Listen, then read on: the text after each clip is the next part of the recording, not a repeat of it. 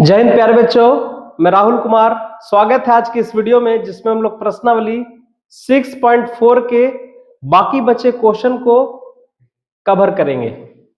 प्यारे बच्चों, आप लोगों को पता होगा मैं कुछ दिन के बाद ही मैं आपको YouTube पे आ रहा हूं, क्योंकि कुछ दिन से हमारी तबीयत थोड़ी डाउन चल रही थी, जिसके चलते आपको वीडियो मिल नहीं रहा होगा। ठीक है, लेकिन अब मैं पूरी तरह से सेफ हूं और आपके लिए, आपके पढ़ाई को, आपके एजुकेशन को, आपके तैयारी को चरम सीमा पर ले जाने के लिए मैं पूरी तरह से अब तैयार हूं। तो प्यारे बच्चों, आज के क्लास में हम लोग प्रश्नावली 6.4 के जितने भी बचे हुए क्वेश्चन है आज उसको हम लोग कवर करने जा रहे हैं। तो ध्यान से देखिएगा, इससे पहले हम लोग क्षेत्रफल प्रमेय पे आधारित क्वेश्चन को हम लोग कर रहे थे और क्वेश्चन नंबर 2 तक हम लोग किए थे प्रश्नावली 6.4 के। और आज प्यारे बच्चों क्वेश्चन नंबर 3 के ऊपर हम लोग आए हैं। जो क्वेश्चन क्या है थोड़ा ध्यान दीजिएगा। क्वेश्चन कह रहा है कि आकृति 6.44, वो आकृति दिया हुआ है, कहता है एक ही आधार BC पर 2 त्रिभुज बने हुए हैं, है ना। आप थोड़ा ध्यान दीजिएगा, यहाँ पे एक त्रिभुज आपका बना हुआ है, यहाँ पे BC पर 2 त्रिभुज बने हुए हैं, ABC और त्रिभुज DBC बना हुआ है। ठीक है, यदि AD तथा BC यहाँ पे थोड़ा सा फिगर में मिसिंग है। मिसिंग क्या है मैं आपको बता देता हूं। ठीक है, यहाँ पे आपका B हो जाएगा, ये आपका B हो जाएगा और ये आपका C बिंदु हो जाएगा। ठीक है, ये आपका BC हो जाएगा और आपका ये वाला बिंदु जो है आपका D हो जाएगा। ठीक है, थोड़ा सा मिसिंग था, कोई दिक्कत नहीं है। और BC, ये आपका BC पे ही 2 त्रिभुज बना हुआ है। एक त्रिभुज आपका ABC है, देख रहे होंगे, और एक त्रिभुज आपका कौन सा है, DBC, है ना। और AD और BC, यानी AD और BC जो विकर्ण है एक दूसरे को कहां पे प्रतिच्छेद कर रहा है, O बिंदु पे प्रतिच्छेद कर रहा है। ध्यान दीजिएगा, ये आपका कौन सा बिंदु है, O बिंदु पे प्रतिच्छेद कर रहा है। तो ये दर्शाना है कि त्रिभुज ABC और त्रिभुज DBC, है ना, ABC का और DBC का जो क्षेत्रफल का जो अनुपात होगा AO और DO के अनुपात के बराबर होगा। पर बच्चों यही इसमें प्रूफ करना है। ठीक है, तो थोड़ा ध्यान से देखिएगा। सबसे पहले हम लोग जो दिया हुआ उसको लिख लेते हैं, है ना। क्या दिया हुआ है,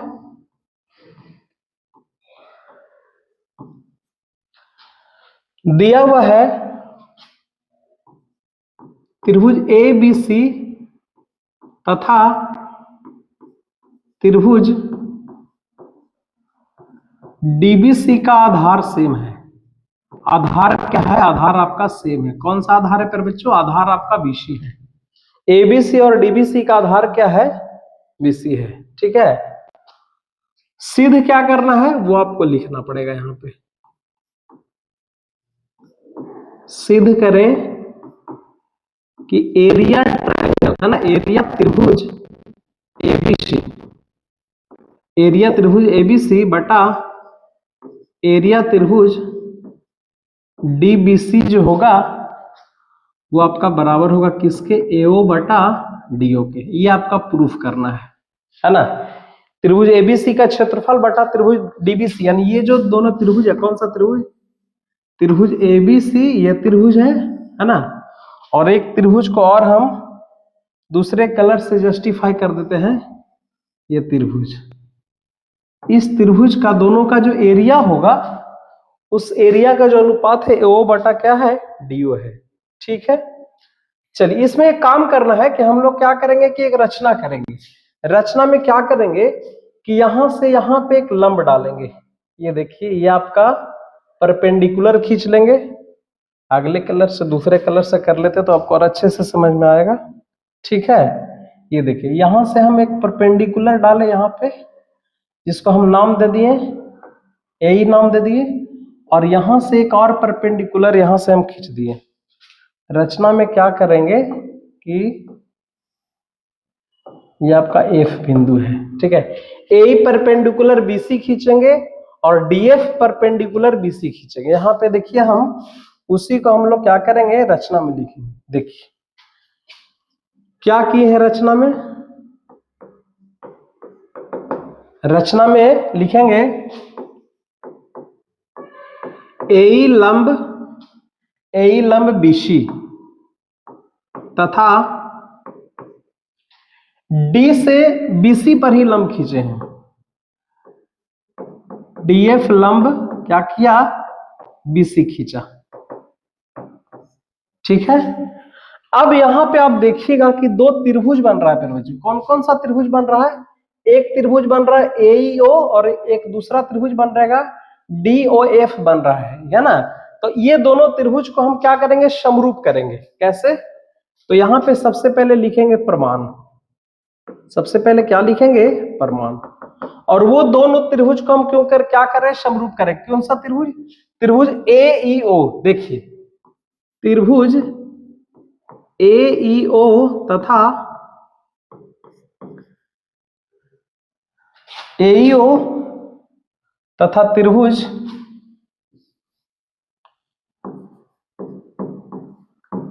डीएफओ में कैसे समरूप करेंगे, तो थोड़ा ध्यान दीजिएगा। तो ये दोनों कोण जो होगा, सम्मुख कोण से ये दोनों कोण बराबर हो जाएगा, है ना। और ये आपका परपेंडिकुलर दोनों 90 डिग्री है ही, तो एंगल ऊपर में से दोनों त्रिभुज हो जाएगा समरूप। तो इसको लिख देते हैं, एंगल एओई है ना, बराबर है आपका एंगल एओई बराबर हो गया कौन सा एंगल, एंगल एफओडी या फिर डीओएफ, डीओएफ है ना। ये जो आपका है डी बिंदु है, इसको ध्यान देना, इसको डी बिंदु है, ये हम सी बिंदु था, ठीक है, और ये आपका बी बिंदु था, ये ध्यान देना है। और 90 degree angle AEO, angle AEO बराबर हो गया किसके, एंगल डीएफओ के, डीएफओ। चूंकि वो 90 डिग्री था ना, परपेंडिकुलर था, इसलिए वो 90 डिग्री दोनों का बराबर। तो उस कंडीशन में ये दोनों त्रिभुज समरूप हो गया, इसीलिए लिख सकते हैं त्रिभुज एईओ समरूप त्रिभुज डीएफओ। कैसे? तो एंगल ऊपर में एक कसौटी है, यदि किसी त्रिभुज का दो कोण किसी दूसरे त्रिभुज के संगत कोण के क्या हो, बराबर हो, तो उस कंडीशन में हम कह सकते हैं कि दोनों त्रिभुज क्या हो जाएगा, दोनों त्रिभुज समरूप हो जाएगा। तो एंगल ऊपर में से ये दोनों त्रिभुज क्या हो गया, समरूप हो गया। अब जब त्रिभुज समरूप हो गया तो समरूप त्रिभुज का पैरपेचो संगत भुजा समानुपातिक होता है, यानी कहने का मतलब है, इसीलिए एई बटा है ना, इस त्रिभुज में एई और उस त्रिभुज में आपका कौन हो जाएगा, डीएफ हो जाएगा। एई बटा डीएफ बराबर हो जाएगा आपका कौन किसके, एओ बटा डीओ के। और इस समीकरण को क्या कर लिया जाए, एक मान लेते हैं। ठीक है, तो प्यारे बच्चों आशा करते हैं कि यहां तक आपको समझ में आ गया होगा। किए क्या, कुछ नहीं किए, ए से बीसी पर लंब खींचे एई, और डी से बीसी पर डीएफ लंब खींचे, और खींचने के बाद दो त्रिभुज बन गए, एक ये त्रिभुज एईओ और त्रिभुज डीएफओ। ये दोनों त्रिभुज को हम समरूप किए, और समरूप करने के बाद संगत भुजा को क्या कर दिए, समानुपातिक कर दिए। अब हमारा जो प्रूफ करना था उसको निकालते हैं। प्रूफ क्या करना था कि दोनों त्रिभुज का क्षेत्रफल का अनुपात एओ बटा डीओ होगा। तो देखिए करते हैं, है ना। अब लिखते हैं त्रिभुज एबीसी का पहले क्षेत्रफल निकालते हैं। त्रिभुज एबीसी का क्षेत्रफल। अब त्रिभुज का क्षेत्रफल का फॉर्मूला आप लोग जानते होंगे, 1/2 गुना आधार गुना ऊंचाई होता है ना। तो आधार तो आपका बीसी है, क्योंकि हमने लंब बीसी पे खींचा है, और ऊंचाई आपका एई है, ठीक है। और इस समीकरण को आप क्या कर लीजिए, 2 मान लीजिए, ठीक है। और पुनः अबर में त्रिभुज किसका, इस त्रिभुज का डीबीसी का क्षेत्रफल निकाल लेते हैं। त्रिभुज डीबीसी का क्षेत्रफल, देखिएगा त्रिभुज डीबीसी का क्षेत्रफल क्या हो जाएगा, पुनः 1/2 आधार वही बीसी हो जाएगा, क्योंकि लंब जो है बीसी पे ही डाला गया है। डीएफ जो लंब है ना, वो बीसी पे ही डाला गया है। इसको समीकरण 3 मान लेते हैं, दोनों समीकरणों को भाग दे देते हैं, तो क्या हो जाएगा, लिखेंगे समीकरण 1/2, LHS को LHS तरफ भाग दीजिए। इसको आप ऐसे भी लिख सकते हैं, एरिया त्रिभुज ABC बटा एरिया त्रिभुज DBC। क्या हो जाएगा, थोड़ा ध्यान दीजिए, 1/2 इंटू BC गुने AE, और यहां पे भी आपका 1/2 गुने BC गुने DF। 1/2 से 1/2 कट गया, BC से BC कट गया, बचा क्या प्यारे बच्चों, AE अपॉन DF बच गया। और ये समीकरण आप क्या मान कर सकते हैं, 4 मान सकते हैं। अब समीकरण थोड़ा 1 और 4 को कंपेयर करके देखेंगे तो यहाँ AE बटा DF जो है AO बटा DO के बराबर है, और यहाँ पे AE बटा DF है। तो क्या करेंगे कि AE बटा DF जो AO बटा DO है, मान उसको उठा करके हम यहाँ पे रख सकते हैं। लिख सकते हैं यहाँ पे क्या, समीकरण 1 तथा 4 से क्या लिख सकते हैं, त्रिभुज ABC का, यहाँ पे लिख सकते हैं एरिया ट्रायंगल ABC बटा एरिया ट्रायंगल DBC बराबर है ना, AE बटा DF है, AO बटा DO यहां पे रखा जा सकता है, AO बटा DO। और प्यारे बच्चों यही आपका क्या करना था, प्रूफ करना था, है ना, कि ये कुछ नहीं है, बस यहाँ पे एक रचना किए, रचना करके त्रिभुज को समरूप करके इसका अनुपात बराबर किए, और उसके बाद जो त्रिभुज का क्षेत्रफल का सिद्ध करना था, है ना, उस त्रिभुज का क्षेत्रफल निकाल करके दोनों को भाग दे दिए। 1/2 से 1/2 कट गया, और BC से BC कट गया, बच गया आपका AE बटा DF। और यहाँ पे AE बटा DF समीकरण 1 में AO बटा DO के बराबर था, हम यहाँ पे AO बटा DO क्या कर दिए, रख दिए। तो एक बार इसको अच्छे से देख लीजिए, क्वेश्चन जबरदस्त क्वेश्चन था, ठीक है। इस तरह के क्वेश्चन एग्जाम में जब कभी आते हैं, है ना, आएंगे तो इसी तरह से आपको बनाना है। और बाकी हम लोग इसको नेक्स्ट क्वेश्चन के ऊपर चलते हैं, क्वेश्चन नंबर 4। क्वेश्चन नंबर 4 क्या है, ध्यान दीजिएगा, कहता है कि यदि दो समरूप त्रिभुज का क्षेत्रफल बराबर है तो सिद्ध करना है कि वे त्रिभुज क्या होंगे, सर्वांगसम होंगे, है ना। सुविधा के लिए क्या करते हैं कि दो त्रिभुज हम लोग बना लेते हैं। एक त्रिभुज आपका ABC यहां बना लेते हैं, और एक त्रिभुज आपका यहाँ पे DEF बना लेते हैं, है ना, DEF। और ये दोनों त्रिभुज का क्षेत्रफल आपका क्या कह रहा है कि बराबर है, ठीक है। ये दोनों त्रिभुज का क्षेत्रफल बराबर है, तो मान लिया जाए, यहाँ पे बनाते हैं, यहाँ पे लिखेंगे हल। माना कि त्रिभुज ABC समरूप त्रिभुज DBC, क्योंकि क्वेश्चन में कह रखा है कि दो त्रिभुज क्या है, समरूप है ना, दो समरूप त्रिभुज का क्षेत्रफल बराबर है, ठीक है। तो माना कि ABC समरूप त्रिभुज DF तथा दोनों का एरिया बराबर है, लिख सकते हैं एरिया ट्रायंगल ABC बराबर एरिया ट्रायंगल DBC, ठीक है। इतना दिया हुआ है, दो चीज दे रखा है पर बच्चों, पहला त्रिभुज दोनों समरूप है, और दूसरा दोनों त्रिभुज का क्षेत्रफल क्या है, बराबर है। सिद्ध क्या करना है, सिद्ध करना है कि वे दोनों त्रिभुज जो होंगे वो सर्वांगसम होंगे। और सर्वांग समता हम लोग क्लास 9th में, 9वीं कक्षा में हम लोग पढ़े हैं, ठीक है। तो कैसे सर्वांगसम होगा थोड़ा देखिए, सिद्ध क्या करना उसको लिख लेते हैं। सिद्ध करें कि त्रिभुज ABC सर्वांगसम त्रिभुज DEF, सॉरी यहाँ पे DF नाम में थोड़ा सा मिस्टेक हो गया है, यहाँ पे नाम थोड़ा सा चेंज कर देते हैं। त्रिभुज ऑलरेडी DEF है, DEF और यहाँ पे भी DEF। ये आपको क्या करना है, प्रूफ करना है। चलिए तो प्रूफ करते हैं, बड़ा आसान है, ध्यान दीजिएगा, है ना। तो सबसे पहले प्रमाण लिखेंगे चूंकि एरिया ट्रायंगल एबीसी बराबर एरिया ट्रायंगल डीबीसी। ठीक है, तो यहां से देखिए तो एरिया ट्रायंगल डीबीसी को इस तरफ डीईएफ है, एक मिनट, डीईएफ है,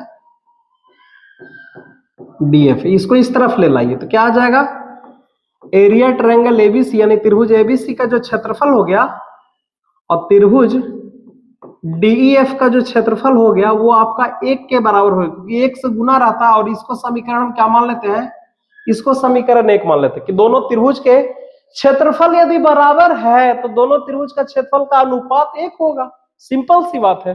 ठीक है, तो ये समीकरण हम 1 मान लिए। अब लिखेंगे चूंकि त्रिभुज एबीसी समरूप त्रिभुज डीईएफ है ना, एबीसी और डीईएफ क्या है, समरूप है। और हम लोग जानते हैं कि समरूप त्रिभुज का जो क्षेत्रफल का जो अनुपात होता है वो संगत भुजा के वर्गों के अनुपात के बराबर होता है। एक थ्योरम है और इसी थ्योरम पे ये चैप्टर है प्यार बच्चों, और इसी को ध्यान में रखना और इसी को लिखने जा रहे हैं।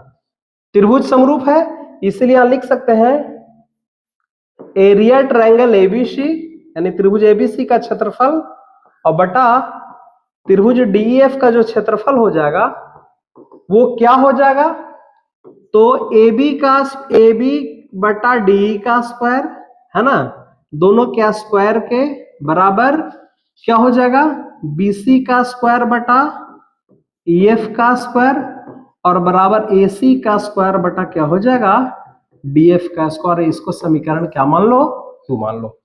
ये होता है त्रिभुज यदि समरूप है ना तो समरूप त्रिभुज के क्षेत्रफल का जो अनुपात होता है वो संगत भुजा के वर्गों के अनुपात के बराबर होता है। संगत भुजा बोले तो AB का संगत भुजा D, BC का संगत भुजा EF और AC का संगत भुजा आपका DF है। बस यही ध्यान में रखना था। संगत को मैंने बताया कि संगत आखिर कहते किसको है। अब दोनों समीकरण को थोड़ा कंपेयर करके देखिएगा तो दोनों का LHS, ये जो पक्ष है और ये जो पक्ष है बराबर है तो दोनों का RHS पक्ष तो ऑटोमेटिक बराबर होगा। तो इसलिए लिख सकते हैं समीकरण 1 तथा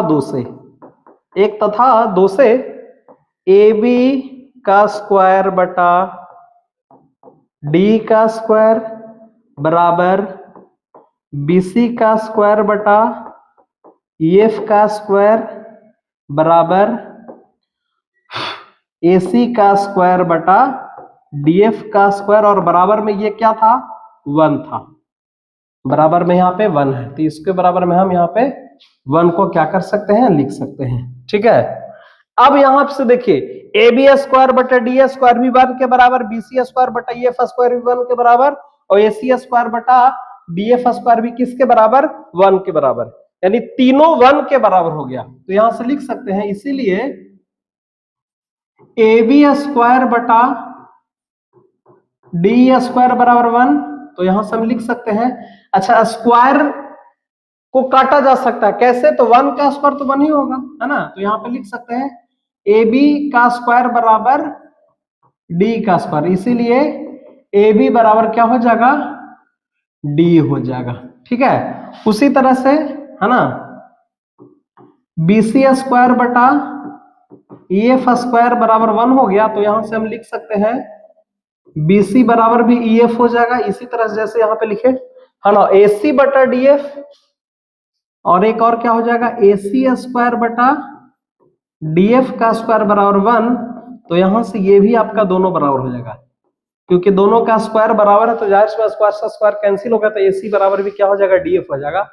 अब दोनों त्रिभुज को सर्वांग कर सकते हैं क्योंकि यहां से दोनों का संगत भुजा क्या हो गया, बराबर हो गया। ठीक है, दोनों का संगत भुजा बराबर हो गया। तो संगत भुजा जब बराबर होगा तो साइड से हम दोनों त्रिभुज को सर्वांग लिख सकते हैं, है ना। थोड़ा ऐसे बना के लिख दीजिए, चल सकते हैं दोनों त्रिभुज में, त्रिभुज ABC तथा त्रिभुज DEF में क्या क्या बराबर हो गया। तो सबसे पहला AB बराबर हो गया DE के, है ना, और क्या बराबर हो गया पर बच्चों, BC बराबर हो गया EF के, और क्या बराबर हो गया AC बराबर हो गया किसके, DF के, यानी भुजा बराबर है। इसीलिए लिखा जा सकता है, इसलिए त्रिभुज ABC सर्वांगसम त्रिभुज DEF। कैसे? साइड साइड साइड, ये साइड साइड साइड सर्वांग समता लगा, सर्वांग क्षमता परमेय से। तो इस तरह से ये त्रिभुज आपका क्या हो गया? सर्वांगसम हो गया, है ना। क्वेश्चन में पहले जो दे रखा था कि दो त्रिभुज समरूप है और उनका क्षेत्रफल बराबर है, तो ये प्रूफ करना था कि दोनों त्रिभुज क्या होंगे? सर्वांगसम होंगे, है ना। आई होप, अब मैं उम्मीद करता हूं कि ये क्वेश्चन भी आपको समझ में आ गया होगा। एक बार अच्छे से इसको देख लीजिए, बाकी फिर हम लोग नेक्स्ट क्वेश्चन की ओर चलेंगे। तो आइए क्वेश्चन नंबर 5 की ओर हम लोग चलते हैं। क्वेश्चन नंबर 5 क्या है ना। 5 भी बढ़िया क्वेश्चन है, जबरदस्त क्वेश्चन है ना। एक त्रिभुज ABC की भुजा AB, BC और CA का मध्य बिंदु क्रमशः D, E और F दिया हुआ है ना। इसमें भी आपको एक फिगर बनाना पड़ेगा जी। आइए सबसे पहले एक फिगर बना लेते हैं। एक त्रिभुज की बात कर रहा है, देखिए ये आपका त्रिभुज है और इस त्रिभुज में दे रखा है क्या? AB का मध्य बिंदु, BC का मध्य बिंदु और CA का मध्य बिंदु। AB का मध्य बिंदु यहाँ पे D दिया हुआ है, AB का मध्य बिंदु कितना दिया हुआ है? D दिया हुआ है, ठीक है। और BC का मध्य बिंदु, त्रिभुज नाम ले लेते हैं, यहाँ पे इस त्रिभुज का नाम देते हैं ABC, ठीक है। AB का मध्य बिंदु D है, AC का मध्य बिंदु प्यारे बच्चों E है यहाँ पे, ठीक है। और CA का मध्य बिंदु, BC का मध्य बिंदु यहाँ पे E है, BC का मध्य बिंदु E है और AC का मध्य बिंदु आपका F है, ये आपका F है, ठीक है। तो प्रूफ क्या करना है? प्रूफ करना है DEF। अब इस तीनों का मध्य बिंदु को जब हम मिलाएंगे तो जाहिर सी बात है कि एक त्रिभुज का निर्माण हो रहा है ना। एक त्रिभुज का निर्माण हो रहा है। कौन सा त्रिभुज? DEF। तो सिद्ध ये करना है ना, सॉरी सिद्ध नहीं करना, बल्कि त्रिभुज DEF और त्रिभुज ABC यानी छोटा त्रिभुज और बड़ा त्रिभुज का अनुपात निकालना है। क्या करना है? अनुपात क्या होगा। चलिए, तो जो जो पहले दिया हुआ है उसको हम लोग क्या कर लेते हैं? लिख लेते हैं क्वेश्चन में। तो दिया हुआ है उसको लिखते हैं सबसे पहले हल।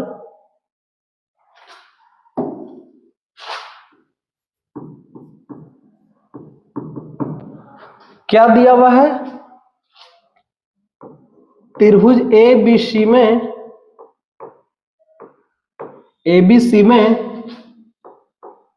D, E तथा F क्रमशः भुजा किसका AB, BC तथा AC का मध्य बिंदु है। AC का क्या है? मध्य बिंदु है। प्यारे बच्चों ध्यान दीजिएगा, निकालना क्या है? तो निकालना है त्रिभुज DEF का क्षेत्रफल और बटा त्रिभुज ABC का क्षेत्रफल। ABC का क्षेत्रफल का अनुपात क्या होगा ये निकालना है ना। छोटा त्रिभुज का क्षेत्रफल और बड़ा त्रिभुज के क्षेत्रफल का अनुपात यहाँ पे क्या करना है? निकाल देना है, ठीक है। तो अब यहां से क्या करेंगे? देखिए इस क्वेश्चन को बनाने से पहले आपको 9th क्लास में एक थ्योरम है मध्य बिंदु प्रमेय, है ना। उस थ्योरम को यदि ध्यान में रखेंगे तब जाकर के ये आपको क्वेश्चन क्या हो जाएगा? आसानी से आपका बन जाएगा। कैसे है, क्या है मध्य बिंदु के थ्योरम, है ना। उसको मैं थोड़ा सा आपको बता देता हूं कि मध्य बिंदु थ्योरम क्या है बच्चों। कि माना कि एक त्रिभुज है ABC, है ना। ABC एक त्रिभुज है और यदि कि इस त्रिभुज के, है ना, दो भुजाओं के मध्य बिंदु, मान लीजिए त्रिभुज ABC में AB का मध्य बिंदु D है और AC का मध्य बिंदु E है ना। मध्य बिंदु को जो मिलाने वाली जो रेखा होती है ना, D जो रेखा होता है ना, D जो रेखा होता है सबसे पहले तीसरी भुजा के समानांतर होती है, यानी तीसरी भुजा कौन हो गया? BC। इस भुजा और इस भुजा का मध्य बिंदु है तो उसको मिलाएंगे तो D रेखा बनेगा। ये BC का मध्य बिंदु होता है और साथ में साथ डी जो होता है वो बीसी का हाफ होता है। इस थ्योरम को ध्यान में रखेंगे तब जाके ये क्वेश्चन आपसे बनेगा। मध्य बिंदु पर में क्या कहता है कि डी पैरेलल होगा बीसी के और डी हाफ होगा बीसी का, तीसरी भुजा के। लेकिन डी है क्या, तो त्रिभुज एबीसी का एक मध्य बिंदु डी है और दूसरी भुजा का मध्य बिंदु क्या है, ई है। तो डी जो होता है हाफ बीसी होता है। इसको ध्यान में रखेंगे तब जाके ये क्वेश्चन आपको बनेगा और उसी का प्रयोग हम यहाँ पे करने वाले हैं, है ना। यहाँ पे हम सबसे पहले लिखेंगे परमाणु। क्या लिखेंगे, परमाणु लिखेंगे। क्या कि चूंकि डी लिखेंगे डी तथा, है ना, एक को पहले लेके चलते डी तथा ई, है ना। डी तथा ई किसका मध्य बिंदु है, डी है ए बी का, डी तथा ई क्रमशः ए बी तथा डी किसका मध्य बिंदु है प्यारे बच्चों, ए बी का, और ई किसका मध्य बिंदु है, बीसी का। तो ये जो रेखा मिलाने से जो बना वो एसी का हाफ होगा और एसी के समानांतर होगा। डी तथा ई क्रमशः ए बी तथा बीसी का मध्य बिंदु है। ए बी तथा बीसी का क्या है, मध्य बिंदु है ना। ए बी तथा बीसी का क्या है, एक मिनट, ए बी तथा बीसी का क्या है, मध्य बिंदु है, मध्य बिंदु है ना। अब जब ए बी तथा बीसी का मध्य बिंदु है तो यहां पे लिख सकते हैं मध्य बिंदु परमेश है। यही ध्यान में रखना है, मध्य बिंदु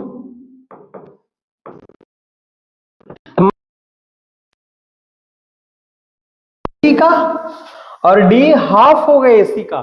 तो हम लोग पैरेलल का प्रयोग ना भी करेंगे फिर भी हमारा काम हो जाएगा। कैसे, केवल हाफ लेकर के चलते हैं, है ना। मध्य बिंदु पर में से लिख सकते हैं कि डी बराबर है ना, डी बराबर हाफ एसी। अब एसी को इस तरफ कर लेंगे तो क्या हो जाएगा, डी बटा एसी बराबर में क्या हो जाएगा, हाफ हो जाएगा। और इसको समीकरण हम क्या मान सकते हैं, एक मान सकते हैं। जो पैटर्न हम यहां पे प्रयोग किए सेम पैटर्न वही बात लिखा जा सकता है कि ई तथा एफ जो है बीसी तथा एसी का मध्य बिंदु है। तो ईएफ जो होगा, ये जो रेखा होगा ईएफ, ध्यान दीजिएगा, ईएफ जो होगा ए बी का हाफ हो जाएगा, है ना। उसी तरह से डीएफ जो हो जाएगा हाफ बीसी हो जाएगा, है ना। यहां पे हम लिख सकते हैं इसी प्रकार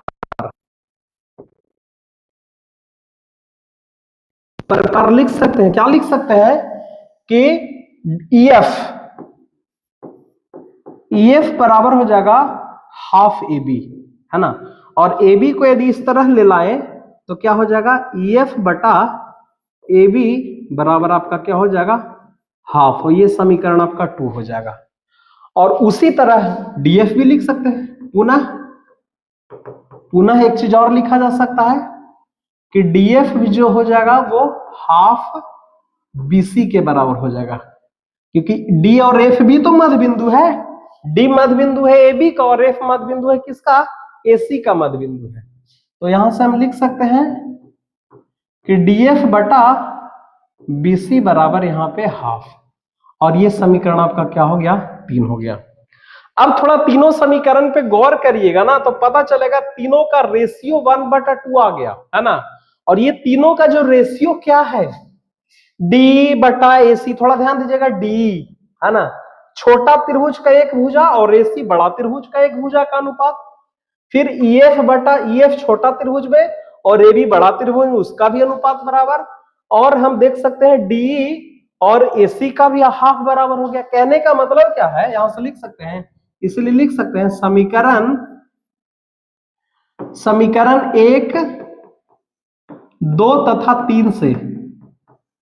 3 से क्या लिख सकते हैं कि तीनों का रेशियो बराबर हो गया, है ना। लिख सकते हैं क्या, डी बटा हाफ एसी बराबर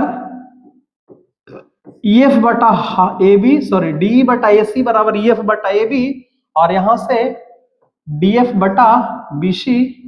ये रेशियो आपका बराबर हो गया। और देखा जाए तो दो त्रिभुज के भुजा का अनुपात और ये दो त्रिभुज के भुजा का अनुपात यदि बराबर हो गया तो हम लोग जानते हैं कि त्रिभुज क्या हो जाता है, समरूप हो जाता है। समरूप त्रिभुज का तो दो ही तो कैटेगरीज है ना, या तो संगत कोण बराबर या तो संगत भुजा का अनुपात बराबर। तो संगत भुजा का अनुपात यहां से हम लोग क्या कर दिए, बराबर कर दिए। इसलिए लिखा जा सकता है कि त्रिभुज डीईएफ समरूप त्रिभुज एबीसी।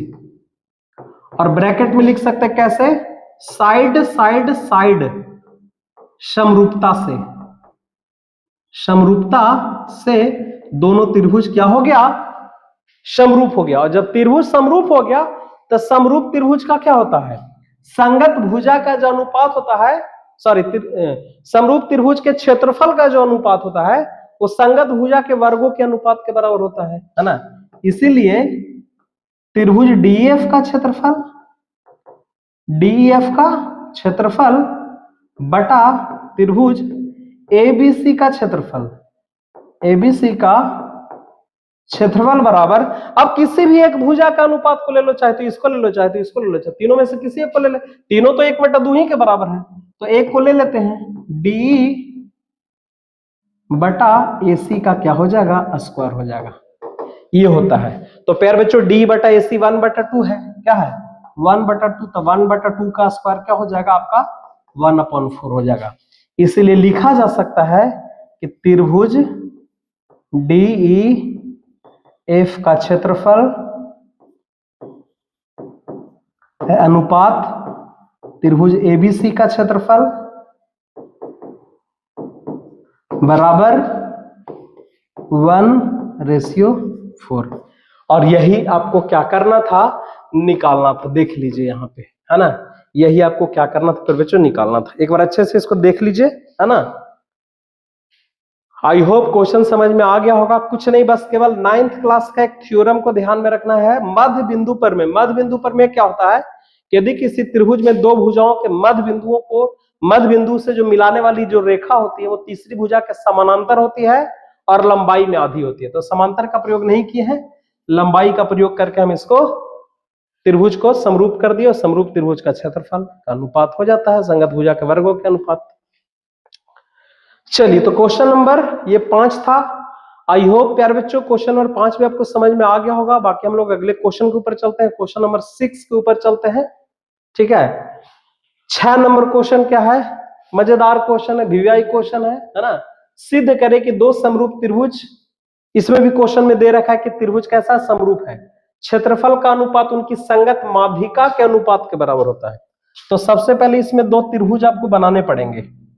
आइए दो त्रिभुज बना लेते हैं। एक त्रिभुज देखिए है और एक त्रिभुज आपका ये है।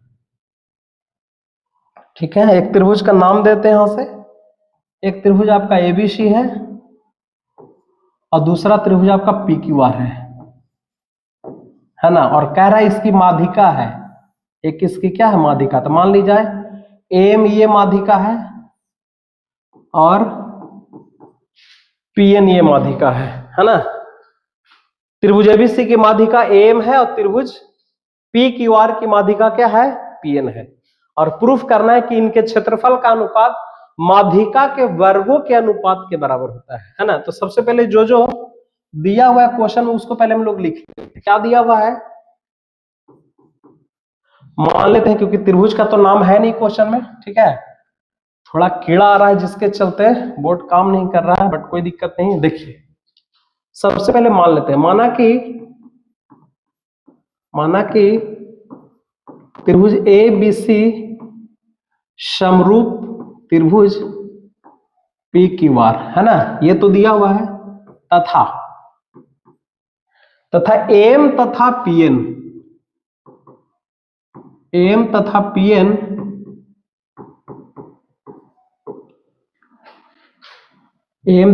क्या है माध्यिका है।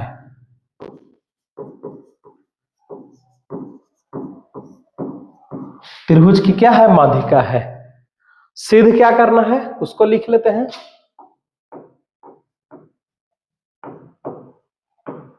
सिद्ध करे कि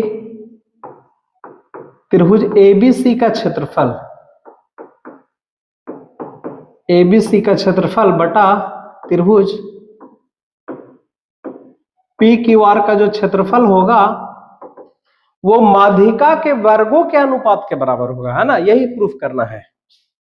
एम का स्क्वायर बटा पी एन के स्क्वायर के क्या होगा, बराबर होगा, ये आपको प्रूफ करना है। अच्छी बात है। देखिए माध्यिका है तो माध्यिका में एक थ्योरी आपको ध्यान में रखना है कि माध्यिका जिस भी भुजा पे जाकर के प्यारे बच्चों गिरता है उस भुजा को बराबर भागों में बांटता है। यानी माध्यिका जी यदि एम बीसी पर आकर के गिर रहा है तो कहीं ना कहीं ये आपका बीएम और सीएम आपका बराबर हो जाएगा, और इस त्रिभुज में क्यूएन और आपका एनआर आपका क्या हो जाएगा, बराबर हो जाएगा। क्योंकि ये माध्यिका का प्रॉपर्टी है, माध्यिका का ये गुण है कि माध्यिका जिस भी भुजा पे जाकर के गिरती है उस भुजा को दो बराबर भागों में क्या करती है, बांट देती है। और इसी का प्रयोग हम लोग यहाँ पे करने वाले हैं। पीएम और एमसी बराबर हो जाएगा और क्यूएन और एनआर बराबर हो जाएगा वहां से, है ना। चलिए तो सबसे पहले हम लोग लिखेंगे प्रमाण, और प्रमाण में शुरू कहां से करेंगे, तो सबसे पहले जो दिया हुआ है उसी से शुरू करते हैं। दिया है क्या, त्रिभुज एबीसी, है ना, एबीसी समरूप है किसके, त्रिभुज पीक्यूआर के। दो त्रिभुज आपके प्यारे बच्चों क्या है, समरूप है, ठीक है। और इसी का हम लोग क्या करने वाले हैं, प्रयोग करने वाले हैं।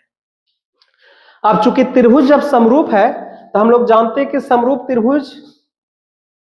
त्रिभुज के भुजा का जो अनुपात होता है वो क्या होता है, बराबर होता है ना। तो त्रिभुज एबीसी समरूप त्रिभुज पीक्यूआर, इसलिए हम लिख सकते हैं, क्या लिख सकते हैं, लिख सकते हैं कि ए बी बटा, है ना, ए बी और बटा उस त्रिभुज का पीक्यू, ए बी बटा पीक्यू बराबर हम क्या लिख सकते हैं, बीसी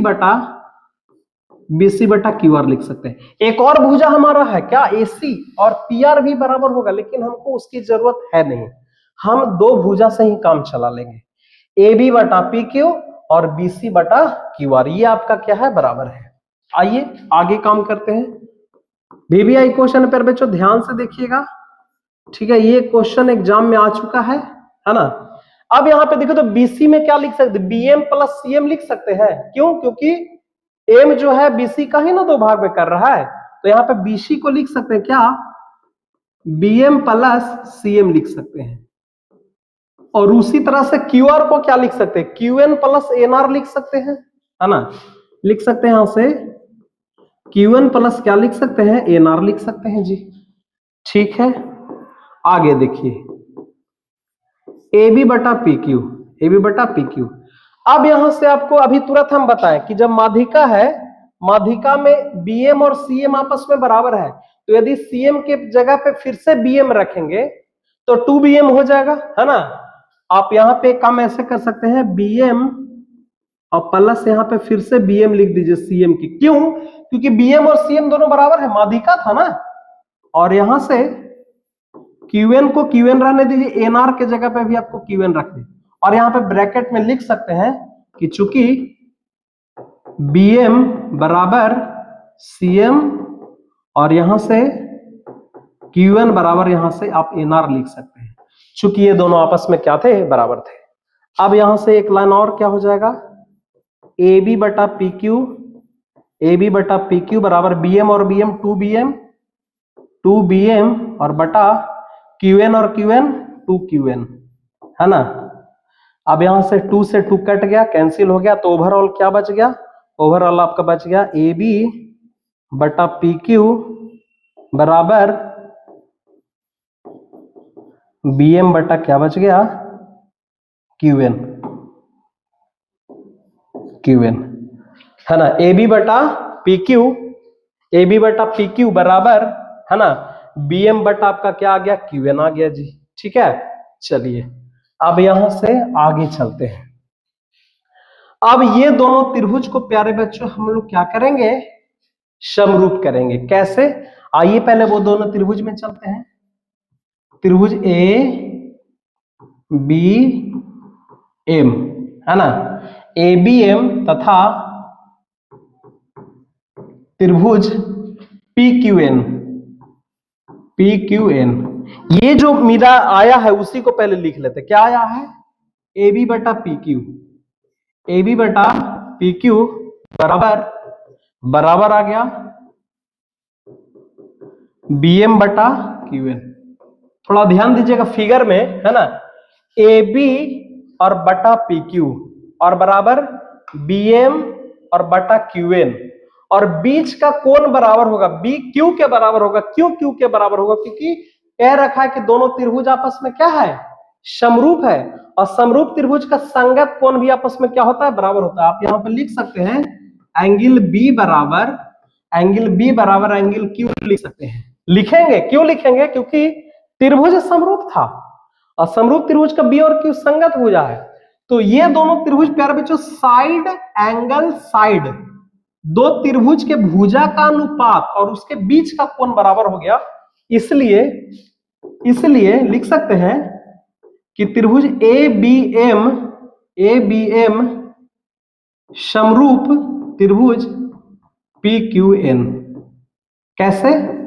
साइड एंगल साइड से, साइड एंगल साइड समरूपता से, भुजा कोण भुजा समरूपता से दोनों त्रिभुज समरूप हो गया। और जब त्रिभुज समरूप हो गया तो समरूप त्रिभुज का संगत भुजा बराबर होता है। इसीलिए लिख सकते हैं कि AB बटा PQ बराबर, अब इसका संगत भुजा AM बटा PN लिख सकते हैं, AM बटा PN। अब जब अनुपात बराबर हो गया तो इसका स्क्वायर भी तो बराबर हो सकता है। तो AB का स्क्वायर बटा PQ का स्क्वायर बराबर AM का स्क्वायर बटा PN का स्क्वायर। और आप यहां से इसको समीकरण आप क्या कर सकते हैं, 1 मान सकते हैं। यहां से मेरा समीकरण 1 आ गया।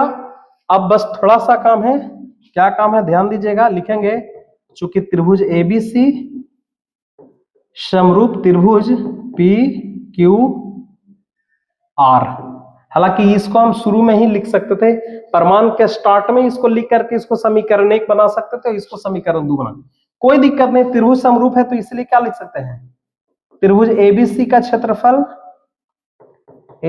का क्षेत्रफल बटा त्रिभुज PQR का क्षेत्रफल बराबर क्या हो जाएगा, बराबर आपका हो जाएगा AB स्क्वायर बटा PQ स्क्वायर। और इसको समीकरण 2 मान लीजिए। अब दोनों समीकरण को थोड़ा कंपेयर करके देखिएगा प्यारे बच्चों। तो यहाँ पे भी AB स्क्वायर बटा PQ स्क्वायर है, और यहाँ पे भी AB स्क्वायर बटा PQ स्क्वायर किसके, AM स्क्वायर बटा PN स्क्वायर किसका वैल्यू आप यहाँ पे रख सकते हैं, और रखेंगे, बस वही प्रूफ करना था, है ना। इसीलिए समीकरण 1 तथा 2 से क्या हो जाएगा, त्रिभुज ABC का क्षेत्रफल और बटा त्रिभुज PQR के क्षेत्रफल बराबर किसका मान यहां पे रख दीजिए, AM स्क्वायर बटा PN स्क्वायर। और देखिए यही प्रूफ करना था कि दोनों का क्षेत्रफल जो होगा संगत माध्यिका के वर्गों के क्या होगा, अनुपात के बराबर होगा। यही प्यारे बच्चों क्या करना था, प्रमाणित करना था। तो आई होप ये भी क्वेश्चन आपको समझ में आ गया हो। क्वेश्चन नंबर 6 था, एक बार अच्छे से इसको देख लीजिए, बाकी उसके बाद हम लोग आगे के क्वेश्चन के ऊपर चलेंगे।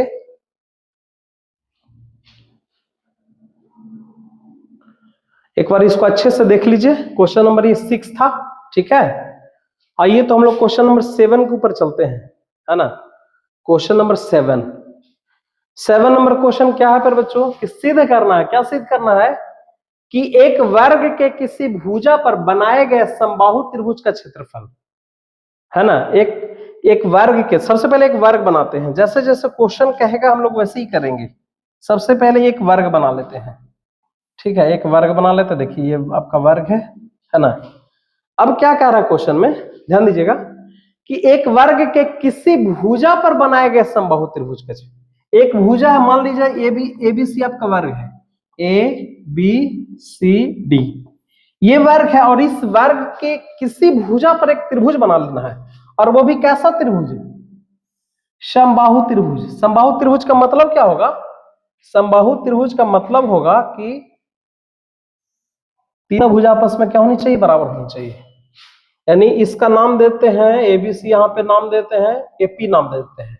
ये आपका किसी वर्ग के भुजा पर एक समबाहु त्रिभुज बन गया, ठीक है। और क्या है उसी वर्ग के विकर्ण पर बनाए गए, इसका एक विकर्ण खींचना पड़ेगा आपको। मान लीजिए ये इसका विकर्ण है, AC इसका क्या है, विकर्ण है। अब इस विकर्ण पर बनाए गए समबाहु त्रिभुज का क्षेत्रफल का आधा होता है ना।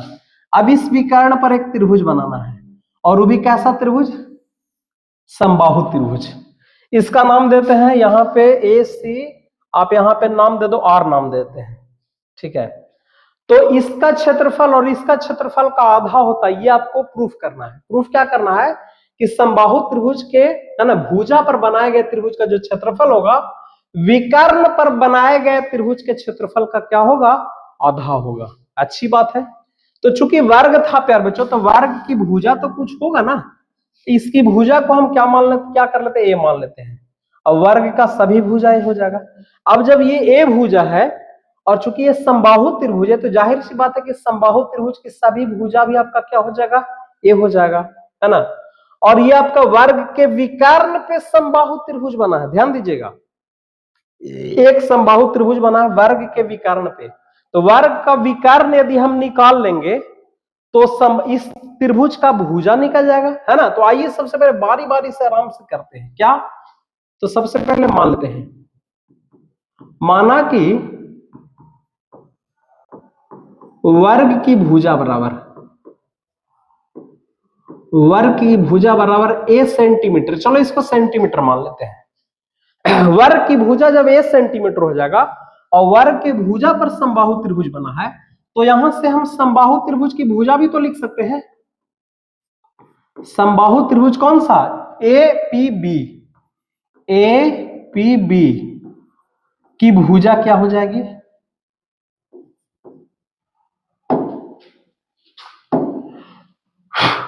APB की भुजा भी आपका क्या हो जाएगा पर बच्चों, a सेंटीमीटर हो जाएगा। ध्यान दीजिएगा, समबाहु त्रिभुज APB का भुजा भी a सेंटीमीटर हो जाएगा।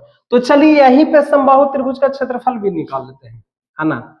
समबाहु त्रिभुज APB का क्षेत्रफल, तो APB का क्षेत्रफल क्या हो जाएगा, समबाहु त्रिभुज का क्षेत्रफल होता है √3/4 गुने भुजा स्क्वायर, है ना, √3/4 गुने भुजा स्क्वायर। तो क्या हो जाएगा, √3/4 और भुजा का वैल्यू कितना a है, तो यहाँ पे a हो जाएगा, a का स्क्वायर हो जाएगा, a ही आपका इसका क्षेत्रफल होगा। अब हम लोग क्या करते हैं, ये वर्ग का विकर्ण निकाल देते, क्योंकि वर्ग का जो विकर्ण होगा वही ACR समबाहु त्रिभुज का क्या हो जाएगा, भुजा हो जाएगा, है ना। तो यहां से निकाल लेते हैं वर्ग का विकर्ण, वर्ग का विकर्ण। तो वर्ग का विकर्ण होता है √2a होता है ना। वर्ग का विकर्ण क्या होता है, तो √2 गुना भुजा होता है, तो ये आपका हो जाएगा। अब यहां से जो वर्ग का विकर्ण होगा वही क्या हो जाएगा, समबाहु त्रिभुज कौन सा, ACR, समबाहु त्रिभुज ACR की क्या हो जाएगी, भुजा हो जाएगा, कितना, √2a सेंटीमीटर। अब इस त्रिभुज का क्षेत्रफल निकाल लेते हैं, फार्मूला तो वही रहेगा समबाहु त्रिभुज का जो मैंने ऊपर में लगाया हूं, है ना। तो यहां पे लिखेंगे समबाहु त्रिभुज ACR का क्षेत्रफल, इस त्रिभुज का ACR का क्षेत्रफल क्या होता है, √3/4 इंटू भुजा स्क्वायर। भुजा के जगह पे क्या हो गया आपका, √2a हो गया, इसका स्क्वायर क्या हो जाता है देख लेते हैं, √3/4 इंटू √2 का स्क्वायर, आपका रूट से स्क्वायर कैंसिल हो जाएगा, तो हो जाएगा आपका 2a स्क्वायर हो जाएगा, 2 से ये 2r में कट गया, यानी कि अब ओवरऑल हो जाएगा √3/2a स्क्वायर हो जाएगा। अब ये दोनों को प्यारे बच्चों कंपेयर करेंगे, है ना। तो एक है आपका √3/4a स्क्वायर है और दूसरा है √3/2a स्क्वायर है। और क्वेश्चन में क्या कर रहा था कि भुजा पर बनाए गए त्रिभुज का क्षेत्रफल विकर्ण पर बनाए गए समबाहु त्रिभुज का क्षेत्रफल का क्या होता है, आधा होता है ना। प्रूफ क्या करना था, प्रूफ क्या करना था कि इस त्रिभुज का, भुजा पे जो बना गया त्रिभुज है ना, भुजा पर बनाया गया जो त्रिभुज का क्षेत्रफल है वो विकर्ण पे बनाए गए त्रिभुज के क्षेत्रफल का आधा होता है। तो देखिए इसमें से इसको आधा कर सकते हैं, अब लिख के देखिए यहाँ पे कर देते हैं, आता है त्रिभुज APA पी बी का क्षेत्रफल, ए पी बी का क्षेत्रफल बराबर त्रिभुज किसका, ए सी आर का क्षेत्रफल, ए सी आर का क्षेत्रफल। तो ए पी बी का क्षेत्रफल कितना है, √3/4 इंटू ए स्क्वायर, है ना। और इसका क्षेत्रफल कितना आ गया, √3/2 इंटू क्या हो गया, ए स्क्वायर हो गया। अब यहां पे हम लिख सकते हैं कि √3 थोड़ा सा जगह का इशू है, √3/4 को लिख सकते हैं क्या, 4 इंटू 2 इंटू ए स्क्वायर और बराबर √3/2 इंटू ए स्क्वायर। अब आप देख सकते हैं प्यारे बच्चों कि इसका जो क्षेत्रफल है समबाहु त्रिभुज का क्षेत्रफल √3/4 ए स्क्वायर हो गया और ये आपका 2, यानी कहीं ना कहीं ये इसका क्या है, आधा है। तो यहाँ पे ये आपका क्या हो गया, आधा हो गया, क्योंकि इस त्रिभुज का क्षेत्रफल इसका ये √3/4 है, इसमें से हम I1/2 से गुना करेंगे तो जाहिर सी बात है कि इसका आधा हो जाएगा। ठीक है, तो सिंपल सा क्वेश्चन था, दोनों त्रिभुज का क्षेत्रफल निकाल करके उसको क्या करना था, कंपेयर करना था। तो आई होप क्वेश्चन समझ में आ गया होगा, क्वेश्चन नंबर 7। ठीक है, आइए तो क्वेश्चन नंबर 8 के ऊपर हम लोग चलते हैं।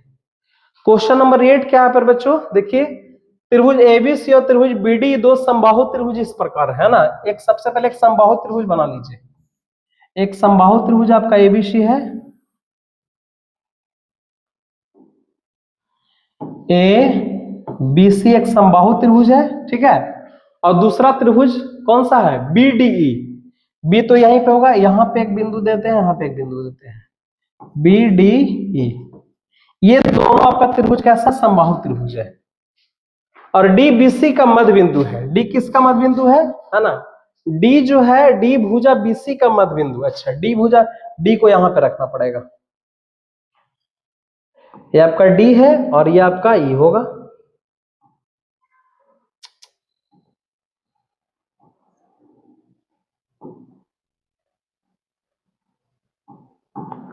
डी भुजा बीसी का मध्य बिंदु है, ठीक है, और डी भुजा बीसी का मध्य बिंदु है, ठीक है। तो त्रिभुज एबीसी और त्रिभुज बीडी के क्षेत्रफल का क्या निकालना है, अनुपात निकालना है ना। ये आपका ऑप्शनल क्वेश्चन है, देख लेते हैं। दिया हुआ है उसको लिख लेते हैं। दिया है त्रिभुज एबीसी समरूप त्रिभुज किसके, पीडीई के, नहीं दोनों त्रिभुज समबाहु है। दिया है त्रिभुज ए बी सी तथा त्रिभुज बी डी ई क्या है, समबाहु है, समबाहु है ना। और डी बी सी का मध्य बिंदु है तथा डी बी सी का क्या है, मध्य बिंदु है ना। अब जब डी बी सी का मध्य बिंदु होगा पर बच्चों, तो जाहिर सी बात है कि हम लिख सकते हैं कि बीडी बराबर क्या लिख सकते हैं, डीसी लिख सकते हैं, है ना। बीडी और डीसी आपस में बराबर हो जाएगा, बराबर हो जाएगा ना। तो हम यहां से लिख सकते हैं, इसीलिए थोड़ा सा इसको हम आगे बढ़ाते हैं। बीसी बराबर क्या लिख सकते हैं, बीसी बराबर लिख सकते हैं बीडी प्लस डीसी लिख सकते हैं, है ना। ध्यान दीजिएगा क्यों हम लिख रहे हैं, बीसी बराबर लिख दिए बीडी प्लस डीसी, ठीक है। और यहां से बीसी को बीसी रहने दीजिए, और डीसी और बीडी जब बराबर है तो बीडी के जगह पे डीसी रखेंगे, तो बीडी प्लस यहां पे बीडी ले लेते हैं, तो बीसी बराबर आपका 2BD हो जाएगा। बीडी को इस तरफ ले लाते हैं तो बीसी बटा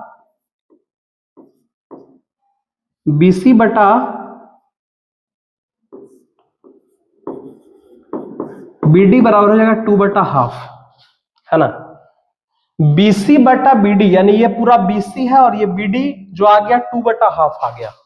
अब थोड़ा सा ध्यान दीजिए, ये त्रिभुज कौन सा त्रिभुज, त्रिभुज बी एबीसी और बीडी दोनों जो त्रिभुज होगा वो समबाहु है। तो समबाहु त्रिभुज समरूप होता है, क्योंकि दोनों समबाहु त्रिभुज का तो कोण 60-60 डिग्री होगा, है ना। लिखेंगे यहां पे, लिखेंगे चूंकि समबाहु त्रिभुज आपस में समरूप होते हैं, आपस में क्या होते हैं, समरूप होते हैं, समबाहु त्रिभुज आपस में क्या होते हैं? समरूप होते हैं। अब जब त्रिभुज जब समरूप होते हैं, इसीलिए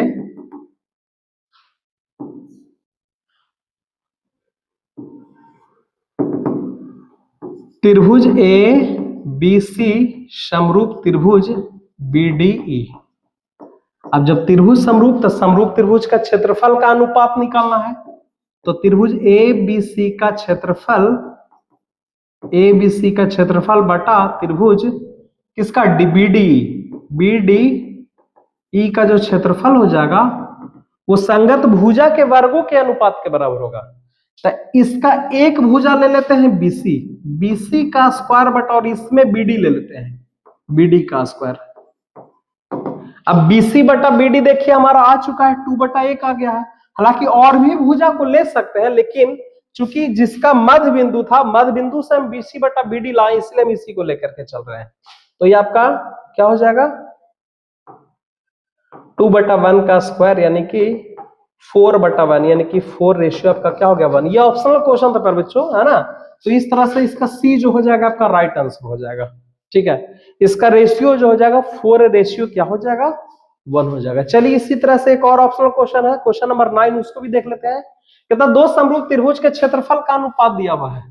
याद रखिएगा, दो त्रिभुज है ना, इसको शॉर्ट में बना देते हैं। एक त्रिभुज आपका एबीसी है और एक त्रिभुज आपका पीक्यूआर है ना, पीक्यूआर है। कहते हैं इसके त्रिभुज की भुजाएं, यानी कि भुजा दिया हुआ, यानी AB बटा PQ का रेशियो दिया हुआ है 4:9 दिया हुआ है। और ये भी कह रहे हैं कि दोनों त्रिभुज आपस में क्या है? समरूप है। तो इन त्रिभुज के क्षेत्रफल का अनुपात क्या होगा? तो क्षेत्रफल का अनुपात क्या होता है? लिख सकते हैं ना कि त्रिभुज ABC का जो क्षेत्रफल है ना, त्रिभुज ABC का जो क्षेत्रफल बटा त्रिभुज PQR का जो क्षेत्रफल होगा। क्योंकि जब देखिए त्रिभुज जब समरूप हो ना, ABC समरूप त्रिभुज PQR, जब दो त्रिभुज जब आपस में क्या हो? समरूप हो, तो समरूप त्रिभुज के जो क्षेत्रफल का अनुपात होता है वो संगत भुजा के वर्गों के अनुपात के बराबर होता है, यानी AB का स्क्वायर बटा PQ का स्क्वायर। तो AB कितना है? 4/9 का क्या हो जाएगा? स्क्वायर हो जाएगा। 4 चौके 16 और 9 9 81, यानी कि 16 अनुपात आपका क्या हो जाएगा? 81 आपका क्या हो जाएगा? आंसर हो जाएगा। देख लीजिए आपका इस तरह से डी आपका क्या हो जाएगा? राइट आंसर हो जाएगा। ठीक है, तो ये ऑब्जेक्टिव क्वेश्चन है। इस तरह के क्वेश्चन आएंगे तो इतना बनाने की जरूरत नहीं है। भुजा का अनुपात दिले है, त्रिभुज समरूप है, तो क्षेत्रफल का अनुपात उसका स्क्वायर कर देंगे। तो ये होता है, ये थ्योरम है। तो प्यारे बच्चों, आज के क्लास में हम लोग प्रश्नावली 6.4 के बचे हुए, है ना, बचे हुए सारे क्वेश्चन को हम लोग क्या कर लिए? कवर कर लिए। तो आशा करते हैं कि आज का क्लास आपको अच्छा लगा। यदि अच्छा लगा तो आप लाइक करिए, है ना, शेयर करिए, और यदि चैनल पर नए हैं प्यारे बच्चों तो सब्सक्राइब करिए। यहाँ से हर एक कंटेंट 10, 11, 12 से रिलेटेड हर एक कंटेंट आपको, हर एक पढ़ाई आपको अच्छे तरीके से मिलेगा और अच्छे से नंबर आप यहाँ से स्कोर कर सकते हैं। तो चलिए मिलेंगे आपको अगले क्लास में अगले चैप्टर के साथ। तब तक आप खूब मन लगा करके पढ़िए, मस्त रहिए प्यारे बच्चों। फेस्टिवल का समय चल रहा है, फेस्टिवल को एंजॉय करना है, लेकिन केवल और केवल फेस्टिवल को ही एंजॉय नहीं करना है, क्योंकि त्योहार तो आते जाते रहेंगे, है ना, पर्व आते जाते रहेगा। लेकिन आपका इस बार का जो बोर्ड है, फिर से अगले साल भी बोर्ड आएगा, लेकिन आप इसी साल को उसको क्रैक करिए। चलिए ठीक है, मिलेंगे। Thank you very much.